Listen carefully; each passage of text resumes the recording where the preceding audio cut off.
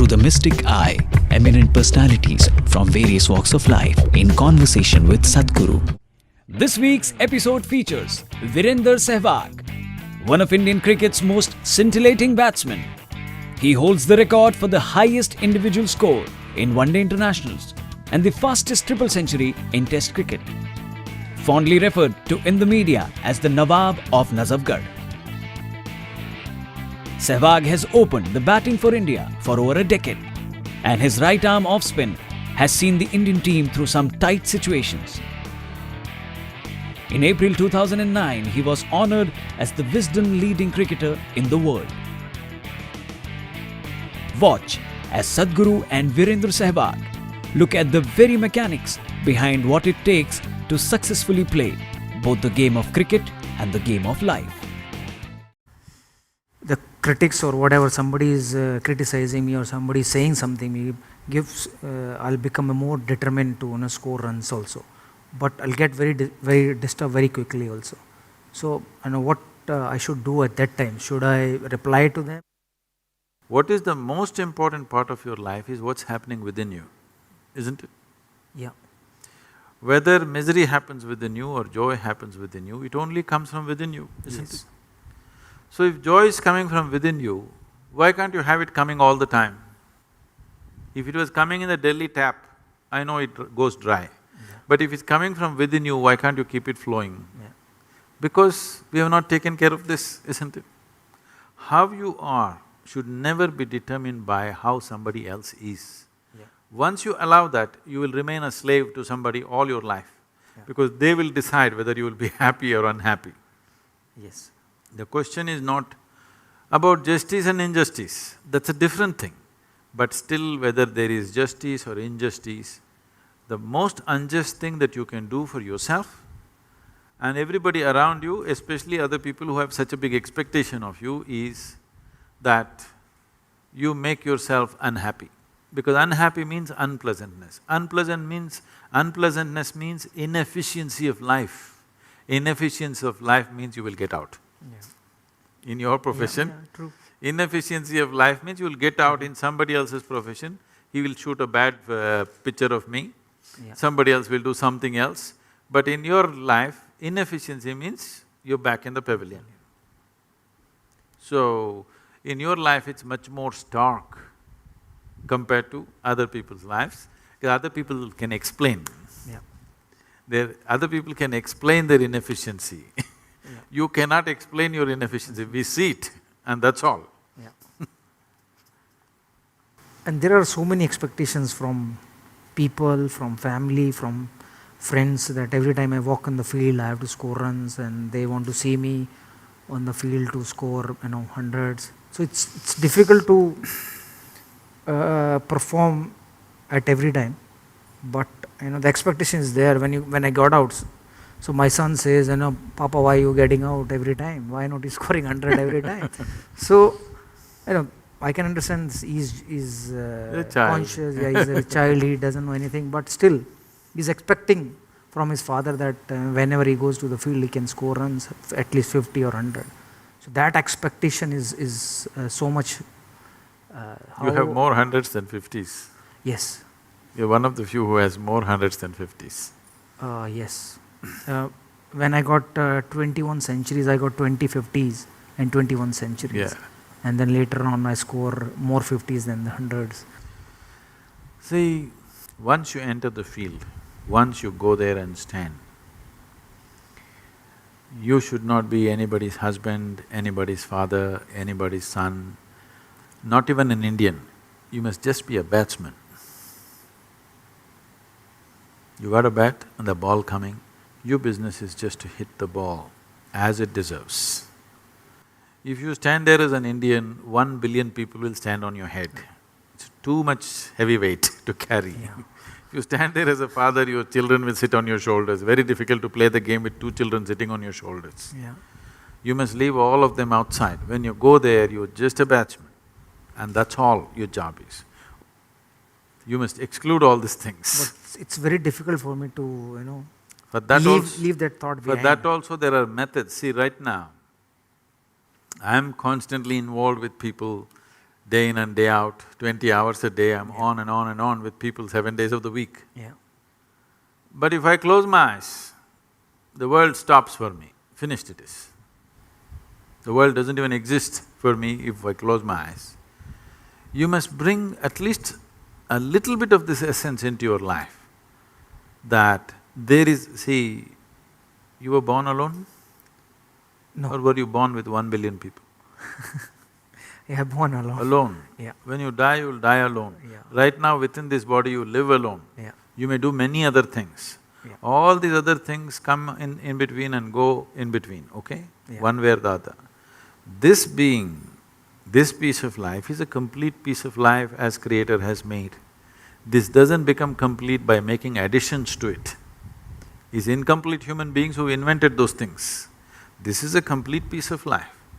So, bringing this into your life, there are methods to do this. Yeah. That every day if you simply close your eyes and sit for a few minutes, you must be able to shut off everything. Yeah. If this happens in your daily life, when you go and stand there, it's just a business between you and the ball, that's all. And that's all it should be.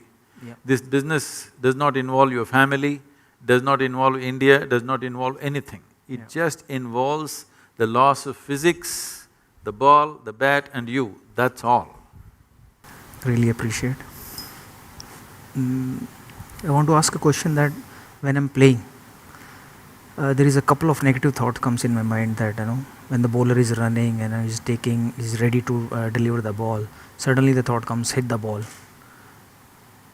And if that thought comes, it's difficult to control that thought at that time, because I'm about to play that ball. So how I'll control that thought? What should I tell or what should I do to control that thought? Hit the ball is not a bad thought. Yeah, it's not bad thought, but still, I can't hit every ball. No, that is true, but looking at your track record, you hit the ball pretty well. So that thought is a good thought, not a bad thought. Yeah. But it should not become a compulsive thought. And above all, so this is something that all of us have to understand, whether it's you're playing cricket or you're running a business or whatever you may be doing. There is something called as reality. Yes. There is something called as impressions of reality that we carry within ourselves. Yes. Suppose you never played cricket in your life, for the first time, you stand there. Yes. If a ball comes at you, you would naturally like to look at it, how it comes and then hit it. Only because you played cricket for a certain number of years, Yes. now you have this thought, because there is a score to fulfill and there are expectations, this time India has to win and so many things, expectations of 1 billion people, Yeah. all that stuff. But actually, you don't play a game. I would call everything a game in life. Yes. Whether you're on a playing field or you're in any other field, it is a kind of a game. You don't play any game well, you don't win a game because you want to win. Yeah. You don't hit a ball because you want to hit. Yeah.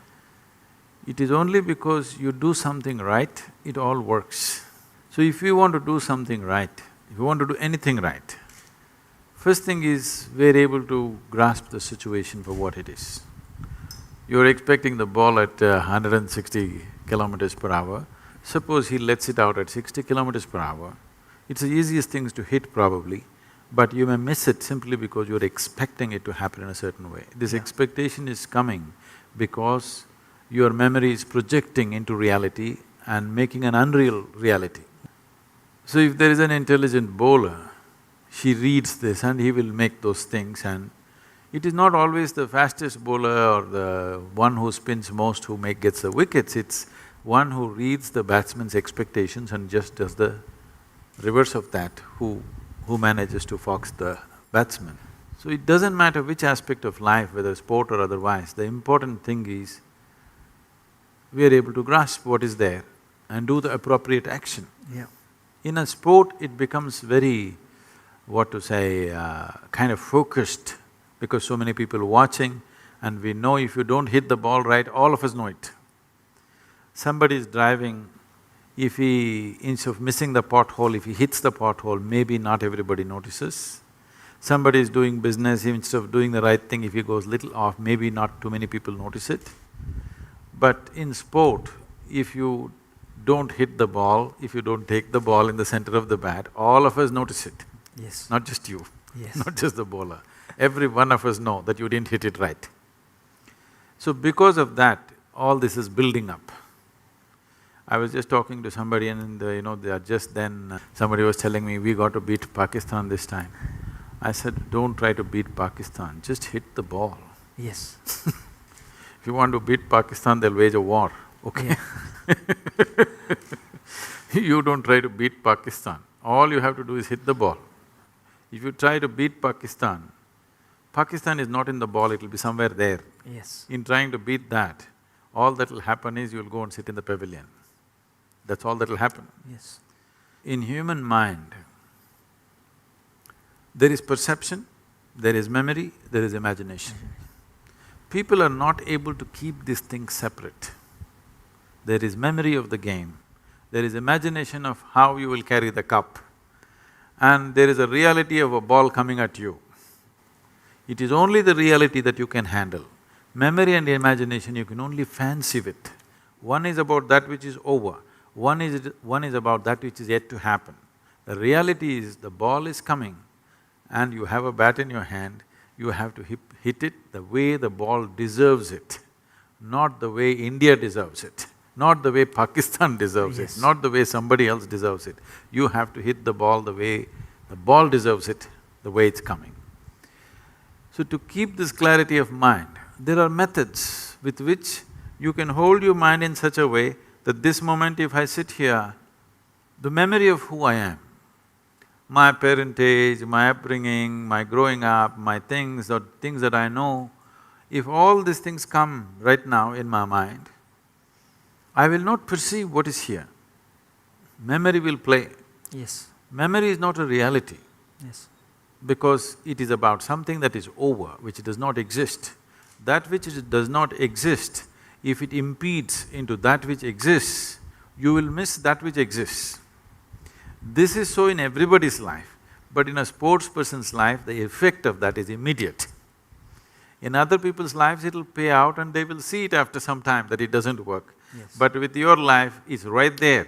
You're either at the crease or you're sitting up there and clapping for somebody. Yes. It's very clear.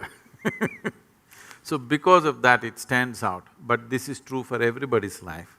So see, when you're given such a sophisticated mechanism called mind, human mind is not a simple thing, it's a magnificent mechanism. Yeah. Even if you buy a phone, a simple phone, which they're calling it smart, it's not as smart as you, okay? Yes. But even if you buy a phone, you have to read a manual which runs into 20 pages of how to use it. Yes. They're not telling you how it works, they're only telling you how to use it will take a certain amount of study. If you want to know how it works, it will take much more Yes. amount of study. Did you ever read the user manual for your brain? No. That's the whole thing. We are not looking at how this works, simply we are trying to use it. By nature or by accident, people may get to use it, but not consciously. But there is a method or There is a method. a technique to This is a use very it? established method. Okay. My next question is that only how I'll control that thought? Don't try to control it, you need to liberate yourself from this. Okay. See, I'm not talking about controlling your mind. Yeah. I'm talking about liberating it Yeah. from all kinds of additions that it has added on. Yeah. If you control your body, if you control your mind, what it means is, control means to hold it within certain limits.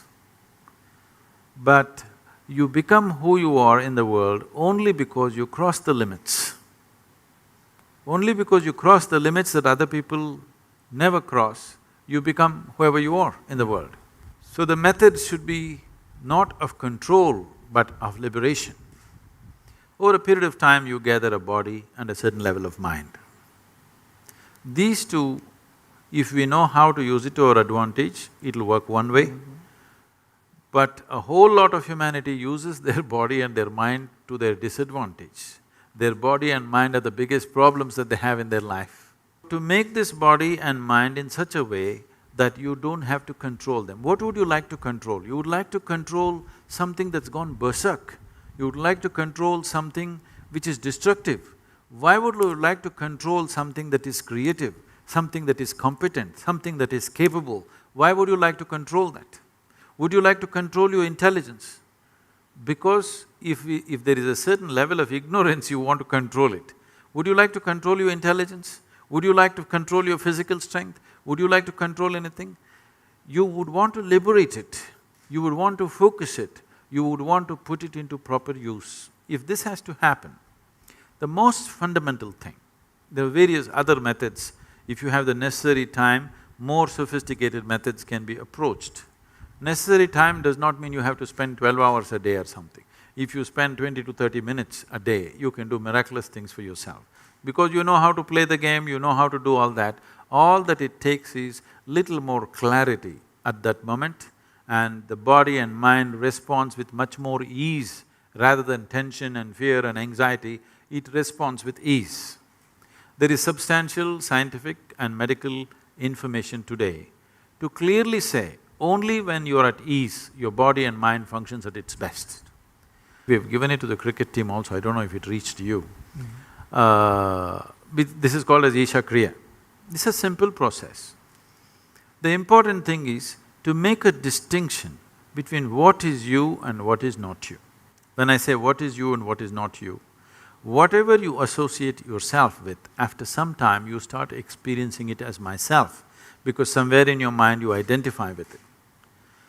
Starting from the most fundamental thing, it goes into various things, which causes enormous amount of disturbance and misery. But the most basic thing which breeds this is your own body and your mind. When we say your mind is largely the thought process and emotions that go on there. This thought process and emotion mainly happens the way it happens because of the type of memory that you have gathered there. Obviously, you gathered memory over a period of time, isn't it? The body, the physical body, from the time when you were born and how you are today, you gathered this over a period of time. Anything that you can gather can be yours, but can never ever be you, isn't it? So to create a distinction between what is you and what is not you, if this distinction arises, which is what Isha Kriya does, if you bring this distinction into your life, you will see suddenly your ability to use your body and your mind is phenomenally enhanced, many fold.